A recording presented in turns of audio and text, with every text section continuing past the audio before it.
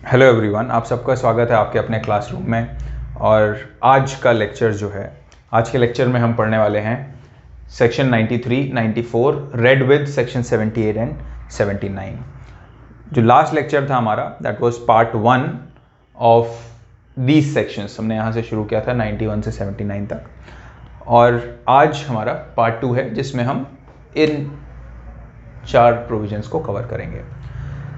But before we start with that, हमारा जो daily ritual, जिसमें शुरुआत में हमारी थोड़ी सी बात हो जाती है, और इसमें मैं आपको आज फिर से यही बोलूँगा कि ये जो हमारा इनिशिएटिव है, इसका पर्पज़ ये है कि हर लॉ स्टूडेंट के पास, या हर वो इंसान जो लॉ से जुड़ा हुआ है, उसके पास इस चैनल का, इस क्लासरूम का एक्सेस होना चाहिए। मैं इसे क्लासरूम बुलाता हूँ, चैनल जानबूझ के नहीं बुलाता, क्योंकि चैनल्स बहुत सारे हैं, क्लासरूम बनाना मुश्किल होता है। एक अच्छा क्लासरूम एक इंसान को बहुत ज़्यादा बेनिफिट कर सकता है। तो इसलिए मैं चाहता हूँ कि ये जो क्लासरूम है वो जितने भी लॉ से रिलेटेड लोग हैं उन सब तक पहुँचे और उनकी मदद करे। लोग जो बेस्ट कंटेंट हो सकता है फॉर जुडिशियल सर्विसेज एग्जामिनेशंस, वो एक्सेस कर सकें केवल एक 4G कनेक्शन के साथ, एंड दे शुड नॉट पे फॉर इट, राइट। तो ये हमारा पर्पज़ है, और इसी के लिए मेरी आपसे अपील है कि आपके जो आप जिन लोगों को जानते हों, जो आपके कोलीग्स हों, फ्रेंड्स हों, आप उनके साथ शेयर कीजिए, राइट, ताकि वो भी उससे बेनिफिट हो सकें जैसे आप हो रहे हैं।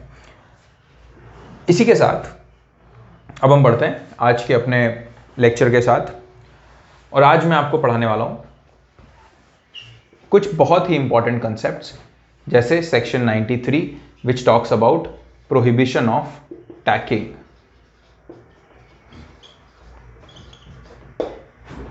राइट। उसके बाद 94 में कंसेप्ट ऑफ मीन मॉर्टगेजी, एंड 78, 79। तो हम पढ़ते हैं इसको पहले। प्रोहिबिशन ऑफ टैकिंग क्या होता है?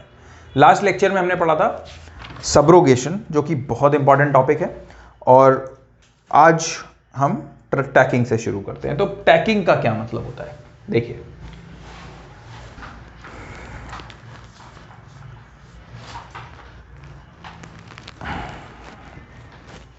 अगर मैंने आपको पहले भी बताया कि जो प्रायर मॉर्टगेजी होता है, राइट, प्रायर मॉर्टगेजी को प्रिफर किया जाता है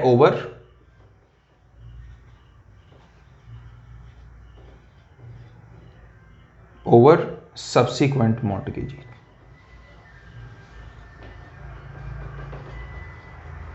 ठीक है, prior mortgagee is preferred over subsequent mortgagee. हमने पहले से पढ़ा हुआ है। क्या आप इससे मैं क्या कहना चाहता हूं, मैंने आपको मार्शलिंग पढ़ाया था जैसे, तो तब मैंने आपको एक कंसेप्ट बताया था। देखिए, मान लीजिए ए है, ए की ये प्रॉपर्टी है।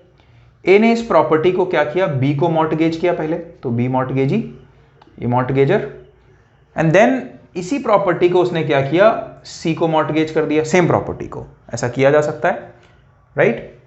फिर इस प्रॉपर्टी को इसने डी को मॉर्टगेज कर दिया, सेम प्रॉपर्टी को ये एक से ज्यादा लोगों को मॉर्टगेज कर रहा है, तो क्या हुआ, बी जो हुआ प्रायर मॉर्टगेजी हुआ, और सी क्या हुआ, सब्सिक्वेंट मॉर्टगेजी हुआ।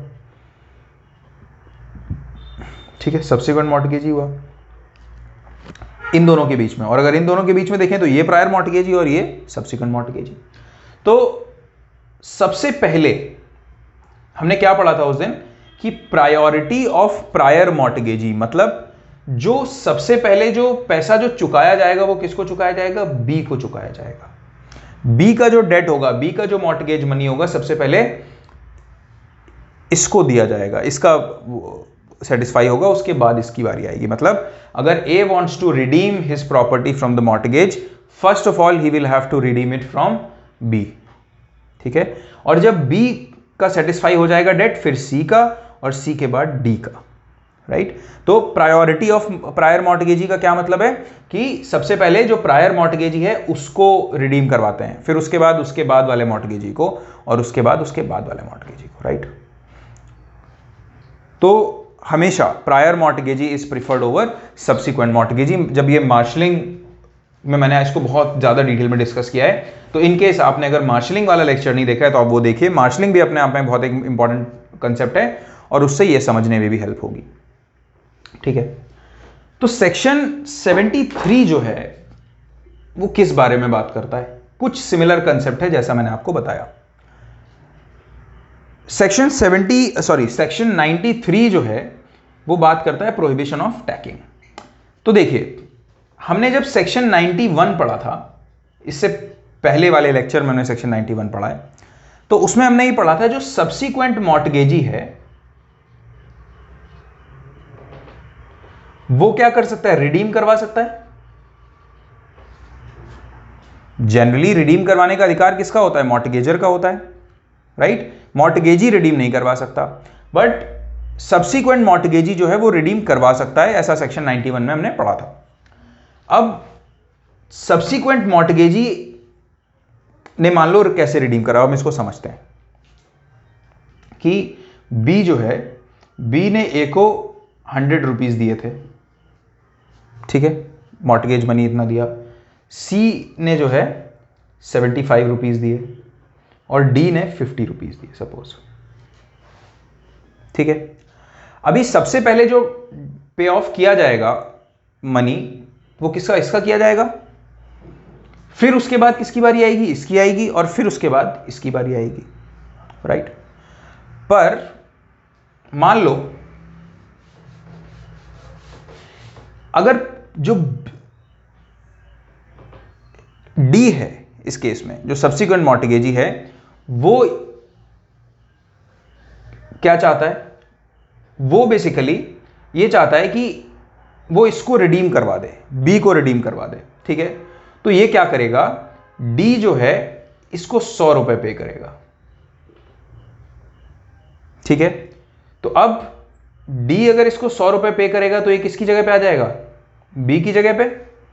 ये होता है कंसेप्ट ऑफ सबरोगेशन, ये भी हमने लास्ट लेक्चर में देखा था। तो आपको अगर ये, इसीलिए मैंने पार्ट 1 और पार्ट 2 में रखा है, ताकि अगर आपको ये लेक्चर प्रॉपर समझना है तो आपको वो पढ़ना बहुत जरूरी है, राइट। तो डी ने क्या किया, डी ने बी को रिडीम करवाया। अब बी को रिडीम करवाया मतलब बी के 100 रुपए थे, 100 दिए तो बी यहां से चला गया, ठीक है। तो अब जब इसने बी को रिडीम करवाया तो इसकी तो लाइबिलिटी थी नहीं इसको रिडीम करवाने की, राइट। तो यहां पे क्या हुआ, 100 रुपए एक तरीके से अब बी की जगह आप मान लो डी आ गया, ठीक है। तो डी की प्रायोरिटी हो गई ओवर सी, ठीक। पर कितने रुपए के लिए, केवल 100 रुपए के लिए।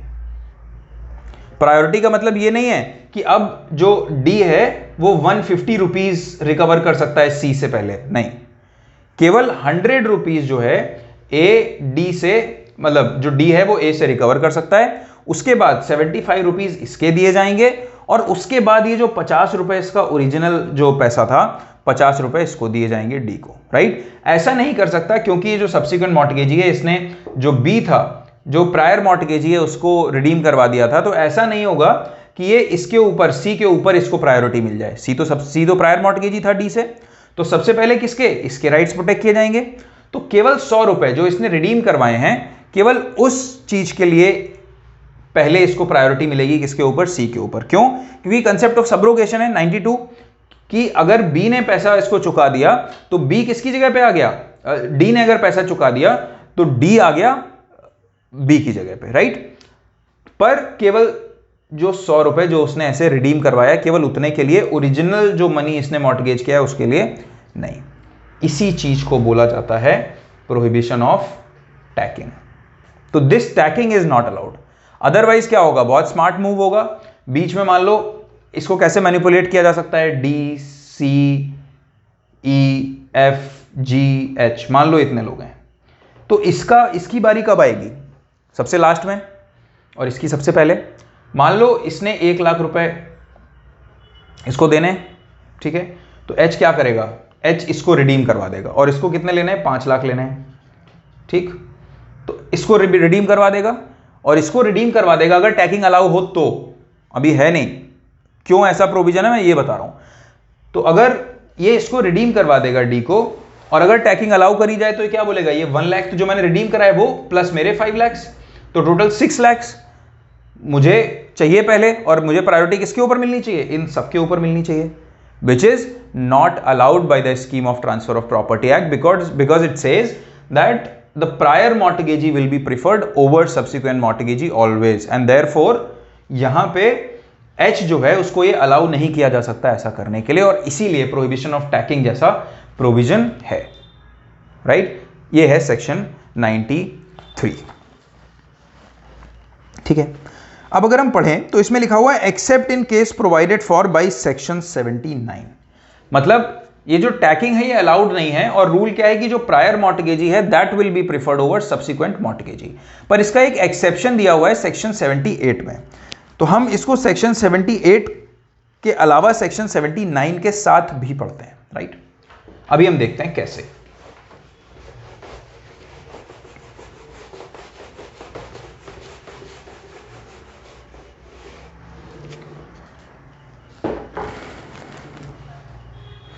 अब अगर हम सेक्शन 78 पे आए,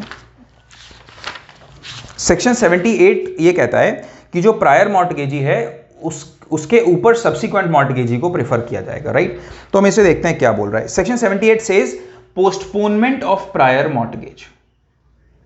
ठीक है, postponement of prior mortgage.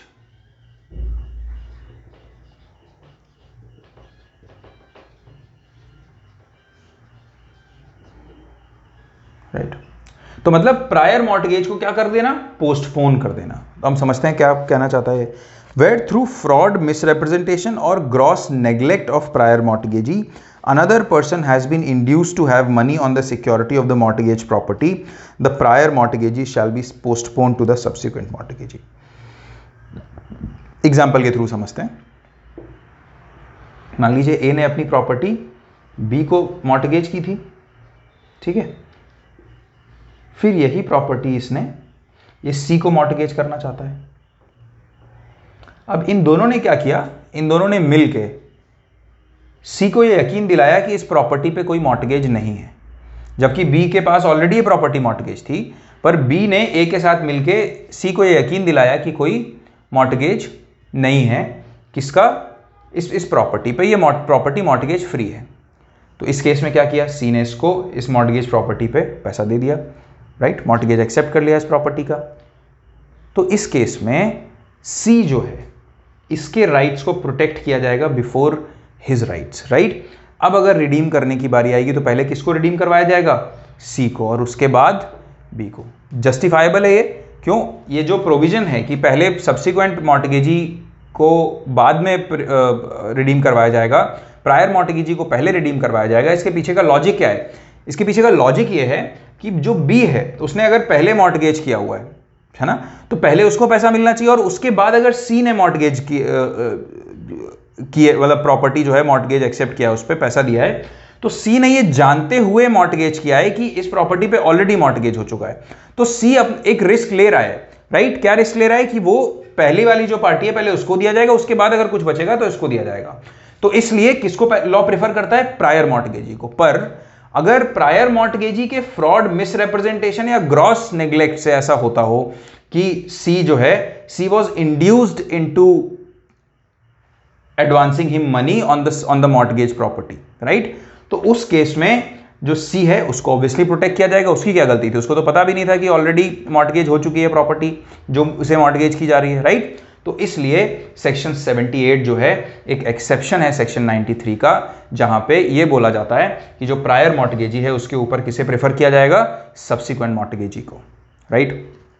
And then come to section 79। Section 79 प्री में बहुत सारे स्टेट्स का बिल्कुल फेवरेट क्वेश्चन है, बहुत पूछा जाता है ये क्वेश्चन, राइट। और इस सेक्शन को पढ़ने में थोड़ा सा लोगों को प्रॉब्लम आती है, थोड़ा सा टेक्निकल है, तो हम इसको पढ़ते हैं अच्छे से विद एग्जाम्पल, राइट। अगर हम सेक्शन 79 पढ़ें तो it says if a mortgage made to secure future advances, the performance of an engagement or balance of a running account expresses the maximum to be secured thereby, a subsequent mortgage of same property shall, if made with notice of prior mortgage, be postponed to the prior mortgage in respect of all advances। Section से पहले अपन आते हैं illustration में। हम illustration पढ़ते हैं, फिर illustration के थ्रू हम सेक्शन समझेंगे, बहुत आसान रहेगा।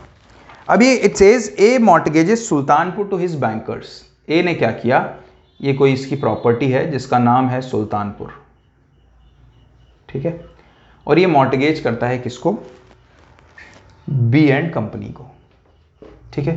तो ये क्या हो गए, मॉर्टगेजी 1, M1 से डिनोट कर रहा हूं मैं यहां पे, and to secure the balance of his account with them to the extent of ₹10,000। तो मतलब ये जो उसने मॉर्टगेज किया तो उसका जो एक अमाउंट है वो ये है कि ये मैक्सिमम 10,000 रुपीज विड्रॉ कर सकता है। कितना? ऐसा नहीं है कि 10,000 कर सकता है या 5,000 ही कर सकता है, मैक्सिमम 10 कर सकता है, राइट? ये लिमिट है इसकी। जब हम बैंक्स में जनरली जाते हैं, जो बिजनेस अकाउंट्स होते हैं उनकी लिमिट होती है कि भाई 5 लाख रुपए तक की लिमिट है। इसका मतलब क्या है कि आप 5 लाख रुपए तक बैंक से विड्रॉ कर सकते हो, पर जरूरी नहीं कि आप पूरे के पूरे 5 लाख ही विड्रॉ कर रहे हो। उसका मतलब ही नहीं, हो सकता है आपने 50,000 किए हो, पर आपकी लिमिट है कि आप 5 लाख तक विड्रॉ कर सकते हो। वैसे ही यहां पे ये लिमिट थी कि जब इसने अपनी प्रॉपर्टी बैंक के पास कोलैटरल रख दी तो बैंक ने इसको ये सुविधा दी कि ये 10,000 रुपीज तक विड्रॉ कर सकता है, right? Next, A then mortgages Sultanpur to C. अब ए जो है वो सेम जो प्रॉपर्टी है ये क्या करता है, सी को मॉर्टगेज करता है, और सी क्या बन गया, मॉर्टगेजी टू, M2, राइट?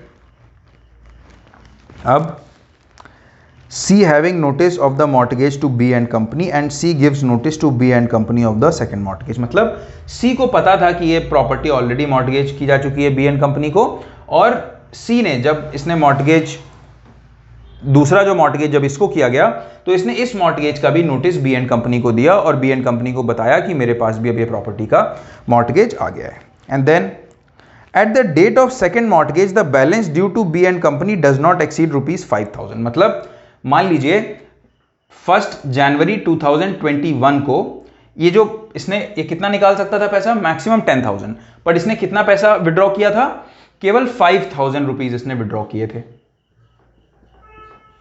ठीक है? तो 1 जनवरी 2021 को ये वाला मॉर्टगेज सेकेंड मॉर्टगेज हुआ, M2 हुआ, ठीक है? 1 जनवरी 2021 को सेकेंड मॉर्टगेज हुआ, इस प्रॉपर्टी को दोबारा मॉर्टगेज किया गया, किसको, सी को, और उस डेट पे इस अकाउंट पे केवल 5,000 रुपए ए ने विड्रॉ किए थे, right? Then subsequently advance to A sums making the balance of the account against him exceed the sum of ₹10,000, B and company are entitled to the extent of ₹10,000 to priority over C। ठीक है? तो बाद में क्या हुआ, जब ये mortgage इसको हो गया 1 जनवरी 2021 को, सी को दूसरा मॉर्टगेज, मतलब सी को मॉर्टगेज कर दी गई प्रॉपर्टी सेकेंड टाइम सुल्तानपुर, तो उसके बाद सपोज 1 फेब हम मान लेते हैं यहां पे, 1 फेब 2021 को क्या किया, ए ने 10,000 रुपए से ज्यादा निकाल लिए, मतलब 5,000 तो पहले ही विड्रॉ कर चुका था, अभी टोटल मान लो 1 फेब 2021 को 13,000 तक इसने विड्रॉ कर लिया। इसकी लिमिट कितनी थी, 10,000, पर इसने विड्रॉ कितना कर लिया, 13,000 विड्रॉ कर लिया, ठीक है? अब इस केस में क्या हुआ, मान लीजिए अगर हम एक तरीके से देखें तो जब 5,000 रुपए ही विड्रॉ किए गए थे, कब तक, 1 जनवरी 2021 तक, उसके बाद जो मॉर्टगेज हुआ सेकंड मॉर्टगेज हुआ, राइट? तो इसमें कुछ पैसे हम मान लेते हैं, सपोज करते हैं हम कि 3,000 रुपए जो हैं इसमें इसने विड्रॉ कर लिए, ठीक है? तो अगर टेक्निकली हम देखें तो 5,000 रुपए इसने पहले विड्रॉ किए थे, तो 5,000 रुपए के लिए जो M1 है वो क्या हो गया, प्रायर मॉर्टगेज हो गया, ठीक है? कितनों के लिए, 5,000 रुपीज के लिए। और उसके बाद M2 का जो है वो 3,000 रुपीज आया, क्योंकि उसके बाद 3,000 रुपीज विड्रॉ किए गए। और उसके बाद अगर हम देखें M1 में, फिर से M1 का टोटल बैलेंस कितना हो गया, 13,000 जो निकाला जा चुका है, तो 8,000 रुपीज 3K के बाद निकाला गया। तो अगर हम जनरल प्रिंसिपल लगाएं, नॉर्मल प्रिंसिपल लगाएं जो हमने पढ़ा है कि किस डेट को पहले प्रेफर किया जाएगा, किस मॉर्टगेजी को, प्रायर मॉर्टगेजी को, तो मतलब 5,000 रुपीज पहले सेटिस्फाई होना चाहिए, उसके बाद 3,000 और उसके बाद 8,000, राइट? जो हमने जनरल प्रिंसिपल पढ़ा है वही है। अब इस केस में क्या हो रहा है, बेसिकली इस केस में 10,000 जो है, मतलब वो पैसा भले ही 8,000 रुपए जो है वो बाद में निकाला गया हो, पर वो लिमिट कितनी हो सकती थी, मैक्सिमम 10,000 हो सकती थी। ये बात इन लोगों के बीच का जो मॉर्टगेज था, फर्स्ट मॉर्टगेज था, उसमें क्लियर थी। तो इस 10,000 को पहले प्रिफर किया जाएगा ओवर दिस 3,000,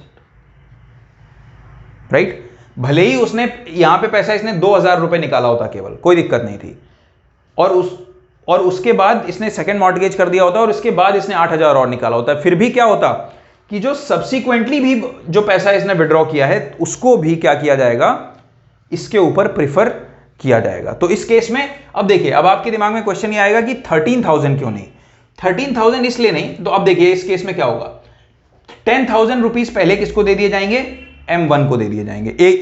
M1 को, ये जो बी एंड कंपनी है, इसको 10,000 रुपीज पहले रिडीम कर दिए जाएंगे। फिर उसके बाद 3,000 रुपीज क्या होंगे, ये वाले जो हैं सी को रिडीम कर दिए जाएंगे। उसके बाद इसने टोटल कितना रुपए ले लिया, ए ने 13,000 ले लिया, तो अभी 3,000 बचा। तो 3,000 रुपए कब इसको दिए जाएंगे, आफ्टर 3 के, जब इसका 3,000 रुपीज सी को जब रिडीम कर दिया गया 3,000 से, उसके बाद ये जो 3,000 रुपए है वो इसको बाद में दिए जाएंगे, राइट। पर 10,000 रुपए, क्योंकि शुरुआत में जो बैलेंस ऑफ रनिंग अमाउंट था उसका मैक्सिमम कितना था, 10,000 रुपए। 10,000 रुपए की जो प्रायोरिटी है वो इसके ऊपर रहेगी, भले ही उसमें से जो पैसा है वो इस सेकेंड मॉर्टगेज के होने के बाद निकाला जाए। पर अगर वो पैसा उस 10,000 से, या जो मैक्सिमम अमाउंट लिखा हुआ है, मैक्सिमम अमाउंट जो मेंशन्ड है फर्स्ट मॉर्टगेज के केस में, अगर उससे एक्सीड कर रहा है तो फिर वो अमाउंट नहीं, उस अमाउंट की प्रायोरिटी इसके पहले नहीं होगी, पहले ये चुकाया जाएगा, उसके बाद वो जो एक्स्ट्रा अमाउंट है, जैसे कि इस केस में 13,000 इसने विड्रॉ किया था, तो 3,000 कब चुकाया जा रहा है, बाद में, जब ये जो सी है, सी को रिडीम कर दिया गया है 3,000 के लिए। अब इसके पीछे का लॉजिक बहुत ही सिंपल लॉजिक है, राइट, कि जब M2 ने, मतलब जब ये मॉर्टगेज 2 हुआ, जब सी ने इस प्रॉपर्टी की मॉर्टगेज दोबारा, दूसरी मॉर्टगेज जब हो रही थी इस प्रॉपर्टी पे, वो एक्सेप्ट की, तो ही न्यू दैट 10,000 रुपीज तक जो है वो बी एंड कंपनी विड्रॉ कर सकता है। ऑलरेडी इसको पता था, इस बात का नोटिस था, पर ये जानते हुए इसने क्या किया, दोबारा उस मॉर्टगेज, उस प्रॉपर्टी का मॉर्टगेज एक्सेप्ट किया और उसको पैसे एडवांस किए। तो इसलिए इसको कितने रुपए तक की प्रायोरिटी, 10,000, मतलब इसलिए ये जो अमाउंट मैक्सिमम है उसकी प्रायोरिटी हमेशा इसके मॉर्टगेज से पहले रहेगी, जो प्रायर मॉर्टगेज है उसकी प्रायोरिटी हमेशा इस अमाउंट के लिए पहले रहेगी। पर अब अगर एक्स्ट्रा अमाउंट है कुछ, जैसे इस केस में 13,000 है, तो इसको तो नहीं पता था ना कि ये 13,000 विड्रॉ कर लेगा, जहां मैक्सिमम लिमिट 10,000 है, या 50,000 विड्रॉ कर लेगा, he did not know that. तो इसलिए केवल 10,000 रुपए तक जो है वो इसको रिडीम करने से पहले इधर रिडीम किया जाएगा, और जो एक्स्ट्रा अमाउंट है वो कब रिडीम होगा, जब इसका रिडेम्पशन हो जाएगा, राइट। ये थोड़ा सा टेक्निकल प्रोविजन है, बट मैंने आपको बहुत ही आसान भाषा में विद डायग्राम और विद लॉजिक समझाने की कोशिश की है कि इसके पीछे का रीजन भी क्या है। तो इन केस आप एक बार में अभी ये नहीं समझ पाते हो, तो आपके पास तो ये लग्जरी है कि रिकॉर्डेड लेक्चर है, आप उसको आराम से रोक के रिप्ले करके समझ सकते हो, और उसके बाद भी अगर आपको नहीं समझ आता है तो आप मुझे मैसेज कर सकते हो, मुझे बता सकते हो कि आपको समझ नहीं आया है, मैं एक बार फिर कोशिश करूंगा समझाने की। बट आई होप आपको ये क्लियर हो जाएगा। आप 2-3 बार इसको आप प्ले करके देखिए अगर एक बार में नहीं आ रहा है, राइट। तो ये वाला जो इलस्ट्रेशन है ये एग्जाम्स में बहुत बार पूछा जाता है और लोग कंफ्यूज होते हैं इस पे, और प्री में भी ये क्वेश्चन, मतलब प्री में ये क्वेश्चन अक्सर पूछा जाता है, 79 भी पूछा जाता है और इसका इलस्ट्रेशन भी पूछा जाता है। बहुत इंपॉर्टेंट प्रोविजन है, इसलिए आप इसको अच्छे से पढ़िएगा। तो जब भी हम प्रोहिबिशन ऑफ टैकिंग पढ़ते हैं, सेक्शन 93 पढ़ते हैं, तो उसके साथ हम हमेशा पढ़ते हैं उसका एक्सेप्शन 78 एंड 79, राइट। 79 तो इसमें ही मेंशन किया हुआ है 93 में। अब हम आते हैं कंसेप्ट ऑफ मीन mortgagee, right, which is section 94 of transfer of property act.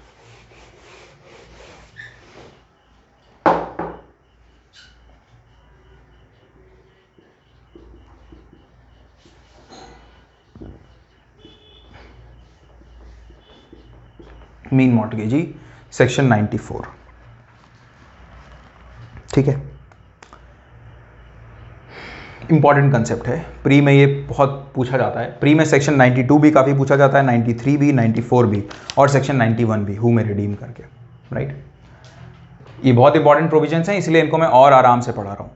मीन मॉर्टगेजी कौन सा होता है मॉर्टगेजी, देखिए, मान लीजिए कोई इंसान है एक्स, उसकी ये प्रॉपर्टी है, उसने अपनी इस प्रॉपर्टी को पहले मॉर्टगेज किया वाई को, देन मॉर्टगेज किया जेड को, एंड देन मॉर्टगेज किया ए को, राइट।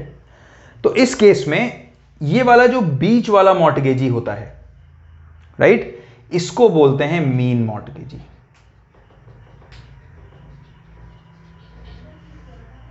राइट। कौन सा? ये बीच वाला जो मॉर्टगेजी, इसको क्या बोलते हैं? मीन मॉर्टगेजी बोलते हैं। अब ये जो मीन मॉर्टगेजी है, इसका क्या राइट होता है? तो एक कंसेप्ट होता है, concept of redeem up and foreclose down.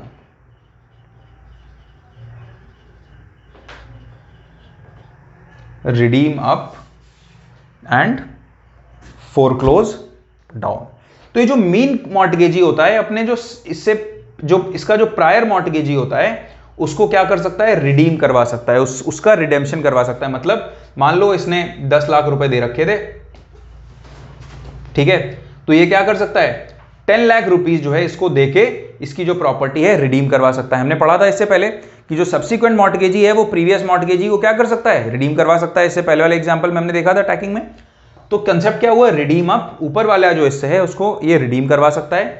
और फोरक्लोज डाउन, फोरक्लोज मतलब फोरक्लोजर का राइट किसका होता है? एक मॉर्टगेजी का राइट होता है फोरक्लोज करवाने का। तो इसको जो ए है इसके अगेंस्ट ये इसको ये फोरक्लोज कर सकता है, राइट। तो कंसेप्ट क्या हुआ? Concept of redeem up and foreclose down. तो जो मीन मॉर्टगेजी होता है सेक्शन 94 में, तो उसके पास ये राइट होता है, राइट। तो आई होप आपको सेक्शन 93, 94, 78, 79 प्रॉपरली क्लियर हुए होंगे। और मैं उम्मीद करता हूं कि अगर आपको नहीं समझ आएगा तो आप मुझसे पूछ लेंगे, पर अपने दिमाग में कोई डाउट नहीं रखेंगे इन टॉपिक से रिलेटेड। और मुझे कमेंट सेक्शन में आप ये भी बताएंगे कि आपको ये लेक्चर कैसा लगा। हम मिलते हैं नेक्स्ट लेक्चर में, तब तक के लिए आप लोग अपना ध्यान रखिए। Take care, thank you.